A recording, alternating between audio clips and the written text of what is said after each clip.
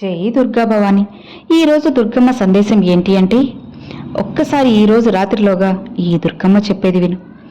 రేపు నీ జీవితంలో ఒక అద్భుతాన్ని జరిపించబోతున్నాను. రేపు రాత్రి 12 లోపు ఖచ్చితంగా నీకైనా ఒక ఫోన్ కాల్ వస్తుంది. ప్రమాదం పొంచి ఉంది. ఏమాత్రం కూడా అలక్ష్యం చేయకుండా ఈ దుర్గమ్మ చెప్పేది ఆఖరి వరకు విని అర్థం చేసుకో. ఖచ్చితంగా నీ జీవితం మారుతుంది. మారేలా నేను చేస్తాను కదా. నీకైన జీవితాన్ని నీకు నచ్చినట్లుగా చేసి నువ్వు సంతోషంగా ఉండేలా చేసే బాధ్యత ఒక తల్లిగా నాది. ఈరోజు ఈ దుర్గమ్మ వాక్కు, దుర్గమ్మ మాటలు నీకోసంగా వచ్చాయంటే ఖచ్చితంగా నీ జీవితం మారబోతుంది.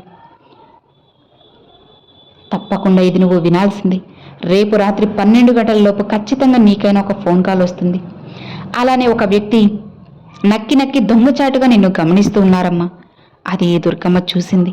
అందుకే నేను హెచ్చరించడానికి ఈ సందేశాన్ని తెచ్చాను. ఒక వ్యక్తి నిన్ను దొంగచాటుగా గమనిస్తున్నారు. ఎవరనేది నువ్వు తెలుసుకోవాలి అంటే ఖచ్చితంగా ఇది వినాలి. లేకపోతే నీ జీవితంలో కొన్ని కాస్త ఇబ్బందులు, ఒడిదుడుకులు అనేటివి తప్పకుండా మొదలవుతాయి. అందుకే మరీ చెబుతూ ఉన్నాను. తప్పకుండా నువ్వు ఇది లేట్ చేయకుండా ఇది వినాల్సిందే.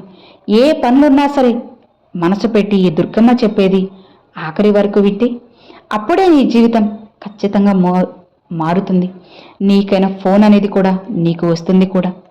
మరి అది ఎవరు దుర్గమ్మ, ఎందుకు వస్తుంది, ఎవరు చేస్తున్నారు అనేది కూడా నీకు స్పష్టంగా తెలుస్తూ ఉంటుంది. కాబట్టి ఈ దుర్గమ్మ మాటలు ఆఖరి వరకు విన్నావంటే ఖచ్చితంగా నీ జీవితం మారుతుంది. మారేలా నేను చేస్తాను.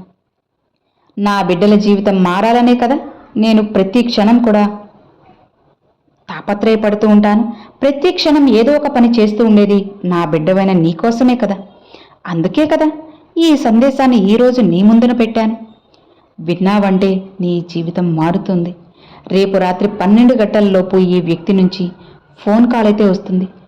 నీ పనులు నువ్వు చేసుకుంటూ, నీ పిల్లల పనులు నువ్వు చేసుకుంటూ, నీ యొక్క వృత్తి, ఉద్యోగం, వ్యాపారం, పనిరీత్యా ఏదైతే ఉందో అది నువ్వు బాగా కూడా చేస్తూ ఉన్నావు. నీ జీవితంలో బిజీగా ఉన్న సమయంలో కూడా ఏదో ఒక పని చేస్తూ ఉన్నావు. ఆ క్షణంలో నువ్వు కోరుకున్న వ్యక్తి ద్వారా ఒక ఫోన్ కాల్ వస్తుంది. వ్యక్తి ద్వారా కావచ్చు, లేదా నీకైనా ఫోన్ కాల్ తప్పకుండా నీ జీవితంలో వస్తుంది. అది వచ్చేలా స్వయంగా నేనే చేస్తాను. నిశ్చింతగా ఉన్నావంటే నీ జీవితాన్ని నీకు నచ్చినట్లు మారుస్తాను. నీకే తెలియకుండా ఒక వ్యక్తి నిన్ను గమనిస్తూ ఉన్నారు. ఆ వ్యక్తి మంచివారా లేక చెడ్డవారా? లేదంటే ఆ వ్యక్తి ఖచ్చితంగా చెడ్డవారేని నేను నీకు చెప్పబోతున్నాను. అంటే ఆ వ్యక్తి నిన్ను గమనిస్తున్నది నీ యొక్క నాశనం కోరైతే ఆ వ్యక్తి నిన్ను ఎలా గమనిస్తున్నాడు, నిన్ను ఏ విధంగా గమనిస్తున్నారు అంటే ప్రతిరోజు కూడా ఆ వ్యక్తి నీ ఇంటి చుట్టుపక్కలే తిరుగుతూనే ఉన్నారు. నీ ఇంటి దగ్గరికి వచ్చి నువ్వేం చేస్తున్నావని చూడడం లేదు. మరి నా గురించి ఎలా తెలుసుకుంటున్నారు దుర్గమ్మ అని అడుగుతున్నావు కదా. ఏం లేదమ్మా, నువ్వు పని చేసే దగ్గర, వ్యాపారం చేసే దగ్గరకు వచ్చి నువ్వు ఏం చేస్తున్నావనేది ఆరాలు తీస్తూ ఉన్నారు. నీకు తెలిసిన వాళ్ళ దగ్గర నుంచి కాస్త ఇన్ఫర్మేషన్ని తీసుకుంటున్నారు. ఆ వ్యక్తిని ప్రతి కదలికని కూడా వేరే వారి ద్వారా అసలు నీ జీవితంలో ఏం జరుగుతుంది, ఎలా జరుగుతుంది, ఎక్కడికి వెళ్తున్నావు, ఏం చేస్తున్నావు, ఏం ప్లాన్లు చేస్తున్నావు అనేది అన్నీ తెలుసుకొని మరి నీ మీద కన్నేశారు. అలానే ఒక పన్నాగం కూడా పన్నుతూ ఉన్నారు. ఆ వ్యక్తి మనసులో ప్రతి క్షణం కూడా నువ్వు ఎక్కడ ఎదిగిపోతావేమో అన్న ఆలోచన తప్ప నీ గురించి మంచి ఆలోచన ఒక్కటి కూడా అసలుకి 1% కూడా లేదు. అందుకే రేపు రాత్రి 12 గంటలలోపు ఆ వ్యక్తి ఖచ్చితంగా నీ దగ్గరకైతే వస్తారు. నీతో మాట్లాడడానికి ప్లాన్ వేస్తారు. ఒక రక్త సంబంధం, నీ యొక్క మంచి చెడులు, మంచి కోరుకునే, నీ యొక్క శ్రేయస్సు కోరుకునే, నీ బాగు కోరుకునే వ్యక్తి నీ కోసంగా ఒక ఫోన్ అయితే చేయబోతున్నారు. భయపడకు, నేనున్నాను కదా. రేపు రాత్రి 12 లోపు ఖచ్చితంగా ఫోన్ వస్తుంది. ఒక వ్యక్తి గురించి పూర్తి సమాచారం అయితే నీకు అందుతుంది. అర్థమయ్యే రీతిలోనే నీకు వాళ్ళు వివరించబోతున్నారు. భయపడకు. రేపు రాత్రి 12 లోపు నీకు వచ్చే ఆ ఫోన్ కాల్ని ఏమాత్రం కూడా వదులుకోవద్దు. నిర్లక్ష్యం మాత్రం అస్సలు చేయొద్దు. ఏమాత్రం నువ్వు ఇసుమంత నిర్లక్ష్యం చేసినా సరే నువ్వు చాలా ఇబ్బంది పడతావు, నష్టపోవాల్సి ఉంటుంది. కాబట్టి నీ యొక్క రక్త సంబంధం నీకు ఫోన్లో చెప్పే ప్రతి ఒక్క మాటని అక్షర సత్యం. ప్రతి మాట గమనించు. ఎందుకంటే నీకున్న ఈ వయసులో నువ్వు చేస్తున్నటువంటి ఈ పనులకి నీ వయసులో మంచి చెడుకి ఉన్నటువంటి వ్యత్యాసం అనేది నీకు చాలా వరకు కూడా అనుభవం ఉంది కదా. అనుభవం నేర్పించినప్పటికీ కూడా నీ యొక్క రక్త సంబంధం వయసు అనేది నీ మీద ఎక్కువ. కాబట్టి ఆ అనుభవం నేర్పించిన పాఠాలను ఆధారంగా చేసుకుని నీకు నీ మీద కొంత శిక్షణ అనేది ఈరోజు ఇది విని తెలుసుకుంటే రేపు 12 గంటల్లోపు ఆ వ్యక్తి గురించి నీకు పూర్తి సమాచారం దొరుకుతుంది. ఏమాత్రం భయపడకు.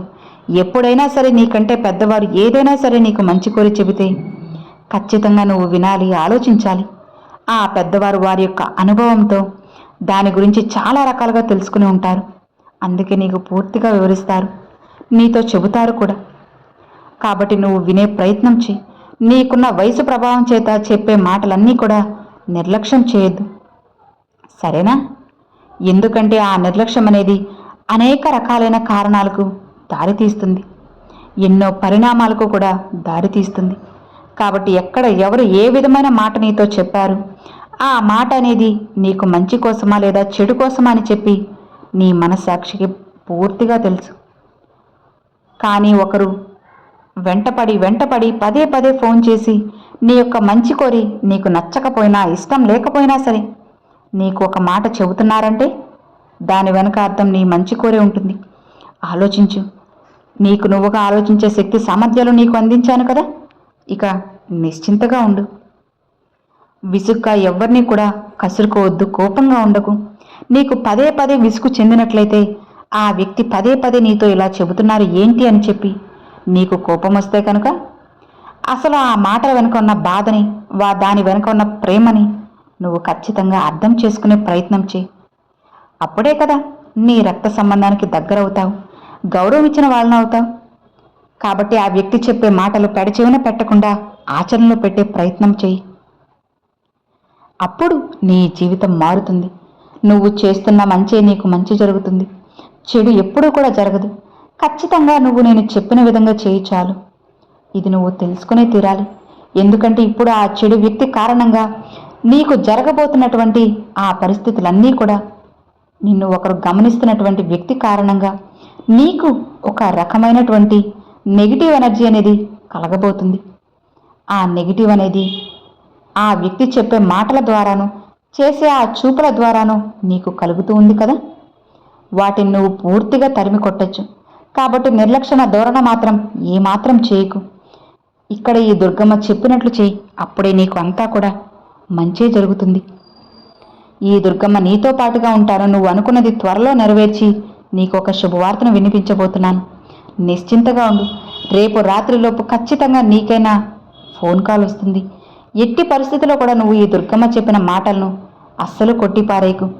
వెంటనే విన్నావంటే నీ జీవితం నీకు నచ్చినట్లుగా మారి నువ్వు సంతోషంగా ఉండేలా చేస్తాను. ఈ దుర్గమ్మ మాటలు నీకు అర్థమయ్యాయి కదా. నిశ్చింతగా ప్రశాంతంగా ఉన్నావంటే ఇక నీ జీవితం మునుపటిలా కాకుండా సంతోషంగా ప్రశాంతంగా ఉంటుంది. ఇక హాయిగా ఉండు, ప్రశాంతంగా నిద్రించు. నీకైన జీవితాన్ని ఖచ్చితంగా నేను మారుస్తాను. సంతోషంగా ఉండు అని ఈరోజు అమ్మవారి సందేశం అండి. సో విన్నారు కదండి, ఈరోజు దుర్గమ్మ పంపిన ఈ సందేశం మీ అందరికి నచ్చింది అని అనుకుంటున్నాను. నచ్చితే ఒక చిన్న లైక్ చేయండి, మీ ఫ్రెండ్స్ అండ్ ఫ్యామిలీస్కి షేర్ చేయండి. ఫస్ట్గా మన ఛానల్ చూసేవాళ్ళు సబ్స్క్రైబ్ చేసి సపోర్ట్ చేయండి ఫ్రెండ్స్. Thanks for watching. జై దుర్గా భవాని.